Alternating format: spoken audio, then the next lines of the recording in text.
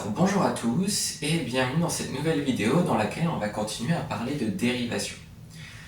Et comme tous les chapitres en maths, en physique ou dans n'importe quelle autre matière, la dérivation s'accompagne d'un certain nombre de formules à connaître, dont la plupart sont écrites sur le tableau. Donc la partie gauche du tableau en fait récapitule les dérivées des fonctions de référence. Par exemple les fonctions constantes, la fonction kx associe x, les fonctions puissance, racine carrée, inverse, exponentielle, logarithme, sinus, cosinus. Donc il y a certaines de ces fonctions qu'on a d'ailleurs étudiées dans des vidéos précédentes, par exemple la fonction racine carrée et la fonction inverse. On a démontré que leur dérivée s'exprimait sous la forme 1 sur 2 racines de x pour la fonction racine carrée et moins 1 sur x carré pour la fonction inverse. Et on peut faire cet exercice pour toutes les fonctions de référence. Donc en fonction des fonctions, c'est plus ou moins immédiat les calculs, mais toujours est-il qu'on peut faire, le même exercice que ce qu'on a fait dans les vidéos précédentes pour aboutir à toutes ces formules. Donc je ne vais pas les lire une par une, vous pouvez faire pause dans la vidéo pour les recopier ou pour les regarder un peu mieux, mais normalement vous les avez déjà vus en cours. Simplement, s'il y a certaines fonctions dont vous n'avez pas encore entendu parler, c'est pas anormal. Il y a par exemple la fonction ln qui est vue en terminale, et puis les fonctions sinus et cosinus sont étudiées en tant que fonction et pas simplement via leur lien avec le cercle trigonométrique en terminale également. Donc voilà, ici j'ai fait en sorte que le tableau soit le plus complet possible, mais peut-être que vous n'avez pas encore vu toutes les fonctions qui sont mentionnées. Toujours est-il que généralement, quand on s'intéresse à des fonctions, on retombe rarement sur ces fonctions de référence qui sont ici. En général, c'est des fonctions qui dérivent, alors le terme dérivé est mal choisi parce qu'ici ça a un sens très précis, mais généralement on s'intéresse à des fonctions qui viennent de fonctions de référence, mais qui ne sont pas exactement égales à ces fonctions de référence. Donc on peut s'intéresser à l'inverse d'une quantité qui dépend de x, par exemple la fonction qui a x associe 1 sur 2x moins 3. Et donc ici, on se rend compte que cette fonction elle est assez proche de la fonction inverse, mais ça n'est pas la fonction inverse. Et donc on a un deuxième tableau qui se situe ici à droite de l'écran, qui justement tient compte du fait qu'on peut quelquefois rencontrer des fonctions qui sont un peu modifiées par rapport aux fonctions de référence. Donc là, ici dans le tableau à droite, la fonction, u désigne une fonction qui a valeur dans les ensembles qui sont mentionnés dans la première colonne. Et si on a une fonction u carré, et bien sa dérivée, ce sera 2 fois u' fois un. Et après, on a toutes les variantes pour les différents types de fonctions. Donc c'est ce qu'on appelle des composés. Là ici, on aurait une fonction u qui serait composée avec la fonction carrée. Là, ce serait une composition entre la fonction u et la fonction racine carrée, entre la fonction u et la fonction inverse, par exemple, et ainsi de suite. Et le tableau de gauche, en fait, c'est un cas particulier du tableau de droite. Le tableau de droite, en fait, c'est le cas général. Et ici, on a un cas particulier, puisqu'en fait, si on remplaçait u par x, si la fonction u, c'était la fonction qui a x associé x, de ce fait-là, u' serait égal à 1, et on retomberait à chaque fois sur les formules qui sont à droite. En fait, on retrouverait une correspondance entre les deux tableaux. Donc voilà, donc ça c'est une partie des formules à connaître. Et puis encore une fois, donc on tombe rarement sur les fonctions de référence dans les exercices qui sont proposés en classe ou à d'autres occasions. Et quelquefois on a la somme de plusieurs fonctions, ou le produit de plusieurs fonctions, ou même le quotient de plusieurs fonctions. Et donc il y a quelques autres formules à connaître. D'ailleurs, oui, j'ai oublié de préciser, mais ici, en fait, tout ce tableau-là se base sur cette formule qui explique comment en fait dériver la composée de deux fonctions. Donc, en fait, si on a deux fonctions, f et g, et qu'on cherche à s'intéresser à f rond g, et qu'on cherche à déterminer la dérivée de cette fonction, donc f rond g de x, en fait, c'est f de g de x. Ça peut s'écrire autrement comme ceci. f de g de x. Donc, on calcule d'abord g de x, on obtient une quantité et on l'injecte dans f. Et pour dériver ce type de fonction, en fait, il faut d'abord dériver la fonction g et multiplier la dérivée de g par la dérivée de f qui prend comme argument g de x. Et en fait, on retombe en appliquant cette formule sur le tableau qui est juste en dessous. Et donc, comme je le disais, c'est une partie des formules, mais c'est pas une liste exhaustive, il y en a au moins quelques autres à connaître. Et justement, pour être capable de dériver la somme de plusieurs fonctions, ou le produit, ou le quotient de deux fonctions.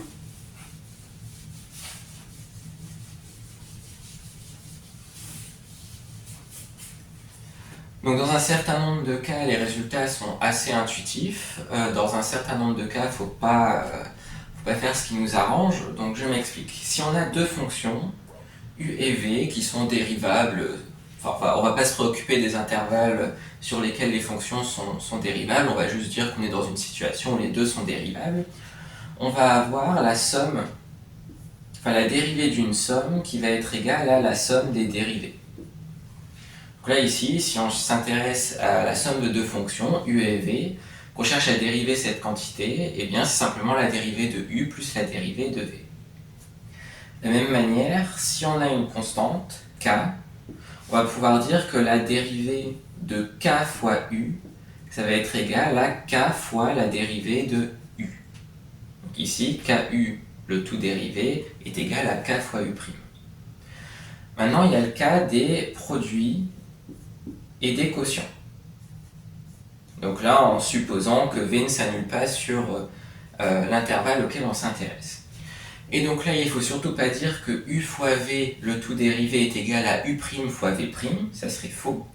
Ça serait très pratique et très facile à retenir, mais c'est pas vrai. Donc il faut apprendre la bonne version, qui est que la dérivée de u fois v, c'est égal à u'v plus uv'.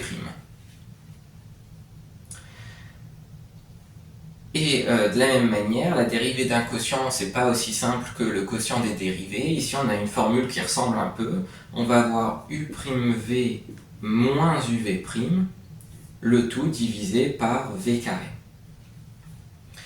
Et donc, avec les deux tableaux que j'ai effacés, plus ces quatre formules-là, normalement, vous êtes suffisamment, vous devriez être suffisamment armé pour calculer n'importe quelle dérivée qui vous sera demandé. Et donc, dans le reste de la vidéo, c'est justement ce qu'on va faire. On va prendre plusieurs exemples de fonctions et puis les dériver. Donc, pour commencer, on peut prendre une fonction f1, par exemple, qui serait définie sur R à valeur dans R et qui, par exemple, associerait à x 2x3 moins 3x carré plus 2. Et donc on se demande déjà sur quel intervalle va être dérivable cette fonction, et puis ensuite quelle sera l'expression de sa dérivée. Donc ici, on va utiliser deux formules, le fait que la dérivée d'une somme est égale à la somme des dérivées, et puis on va aussi utiliser la formule sur x puissance n, donc qui est égale à n fois x puissance n-1. Et puis en fait, on va même utiliser une troisième formule qui est que k fois u', c'est égal à ku'. Donc ici, cette fonction, elle est dérivable sur R parce que chacun des termes de la somme est dérivable sur R. Et donc ça, dans une copie, il faut le dire. Donc là, je vais l'écrire une fois, après je ne le ferai pas forcément pour les autres exemples. Mais donc il faudrait commencer la rédaction en disant f1 est dérivable sur R comme somme de fonctions dérivables sur R.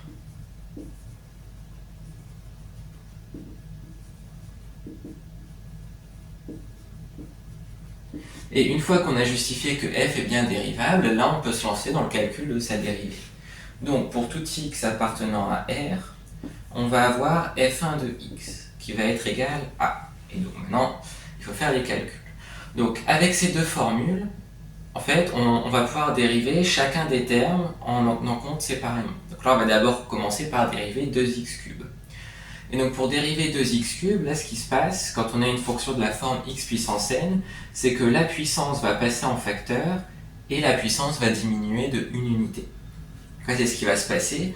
Le 3 qui est ici va tomber en facteur, donc il va y avoir 2 fois 3, 6, et il va falloir retirer une unité à la puissance. Ça va donner 6x carré.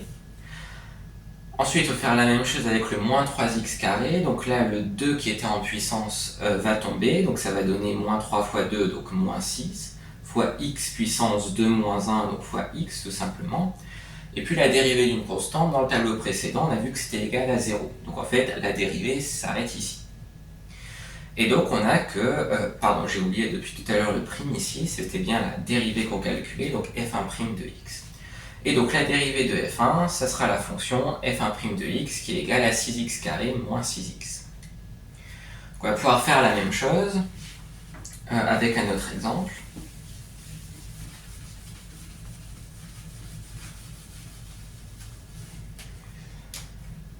Donc la deuxième fonction qu'on va étudier, ça sera la fonction donc, qui est définie, enfin on va d'abord noter son expression.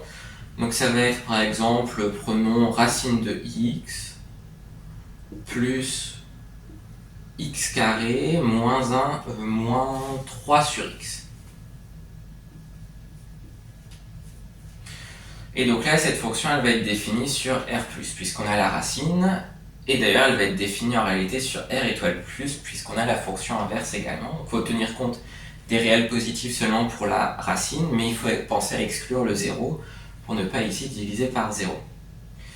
Et donc pour calculer cette dérivée, on va avoir besoin de plusieurs formules. Donc là, la dérivée de racine de x, c'est 1 sur 2 racines de x. La dérivée, donc on va réutiliser la formule x puissance n et prime est égale à nx puissance n moins 1. La fonction inverse, donc 1 sur x en dérivée, c'est égal à moins 1 sur x carré.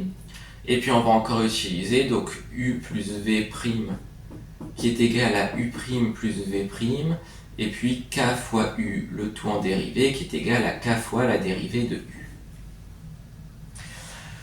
Donc comme je le disais, il faut toujours commencer la rédaction en justifiant que la fonction à laquelle on s'intéresse est dérivable. Donc là, la fonction est dérivable sur R étoile plus, comme somme de fonctions dérivables sur R étoile plus. La racine, c'est dérivable sur R étoile plus. X carré, c'est dérivable sur R, donc c'est en particulier dérivable sur R étoile plus. Et pareil pour la fonction inverse. Donc F2 est dérivable sur R étoile plus, comme somme de fonctions dérivables sur R étoile plus. Donc je ne note pas toute la phrase, parce que ça prend du temps, mais dans une copie, il faut le faire. Et maintenant, on peut passer au calcul de la dérivée. Donc pour tout x appartenant à R étoile plus, on va avoir f2' de x qui sera égal à... Donc il sera égal d'abord à la dérivée de racine de x. Donc 1 sur 2 racine de x, plus la dérivée de x carré, donc plus 2x, et moins la dérivée de 3 sur x. Donc le 3, il faut le garder, d'après cette formule-là, et après prendre la dérivée de 1 sur x. Ça va faire moins 3 fois moins 1 sur x carré, donc ça va faire moins, donc au final plus 3 sur x carré. Donc là ici, on a fait deux exemples qui étaient des sommes de fonctions de référence. Donc là on va passer au niveau supérieur en prenant des fonctions qui ne sont pas des fonctions de référence. Mais bon, on va y aller tranquillement. Donc par exemple, on va prendre donc f3 de x qui est égal à 3x moins 8, le tout puissance 5. Donc là ici c'est une fonction qui est une fonction faisant intervenir une puissance entière. Donc on se doute qu'il va falloir utiliser la formule u puissance n. Et donc la dérivée de u puissance n, c'est n fois u' fois u puissance n-1. Et donc là, il va falloir appliquer cette formule en prenant u de x qui est égal à 3x moins 8. Donc de ce fait-là, si on dérive u, ça va donner 3, la dérivée de u. Et après, il n'y a plus qu'à remplacer à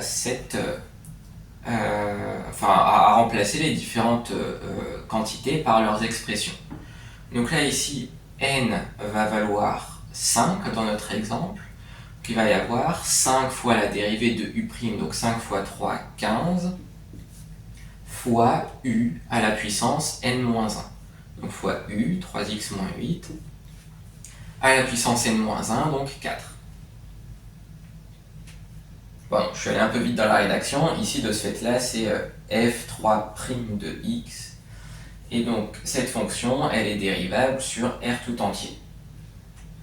Donc pareil, là, je me suis laissé un peu emporter, mais il faudrait écrire une phrase du type f3 est dérivable comme puissance entière d'une fonction dérivable sur R. Donc, ceci. Ensuite, on va avoir une quatrième fonction donc, qui va être par exemple donc f4 donc, qui va associer racine de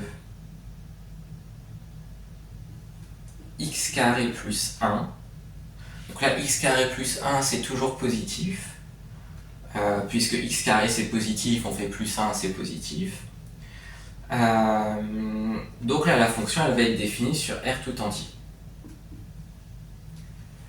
C'est pas parce qu'on a une racine que le domaine de définition, c'est R+.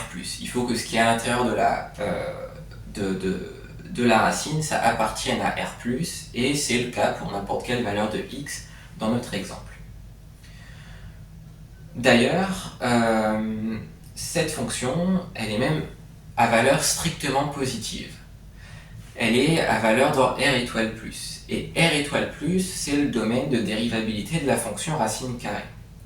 Donc là, en fait, pour une rédaction vraiment rigoureuse, donc après, il faudra voir avec vos enseignants à quel point ils veulent que vous détailliez la rédaction, mais une rédaction vraiment très rigoureuse, ça serait de dire que la fonction, donc x carré, enfin qui a x associé x carré plus 1, est dérivable sur R et à valeur dans R étoile plus,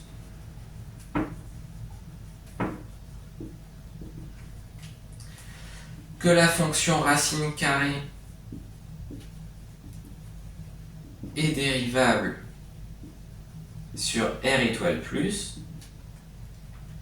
Donc en fait, là, comme on arrive, en fait, pour calculer par exemple une image de f4, on calcule d'abord x carré plus 1, et x carré plus 1, ça atterrira toujours dans R étoile plus. Et comme on est dans R étoile plus, ben on est dans le domaine de dérivabilité de la fonction racine. Donc en fait, là, cette fonction f4, elle est dérivable sur R tout entier. Donc ça, c'est une composée, donc f4 est dérivable sur R. Et maintenant, il va falloir trouver l'expression de f4. Donc on sait déjà que ça va commencer par pour tout x appartenant à R, f4' de x est égal à... Et donc là, la formule pour racine de u, c'est donc u' sur 2 racines de u. Donc là, u', alors d'abord u, ça va être donc x carré plus 1, donc u' de x, ça va être 2x. Et donc il n'y a plus qu'à remplacer dans la formule juste au-dessus. Donc u' au numérateur, donc 2x, divisé par 2 racines de u, donc 2 racines de x carré plus 1. Là, les 2 se simplifient en haut et en bas, et il va rester x sur racine de x carré plus 1.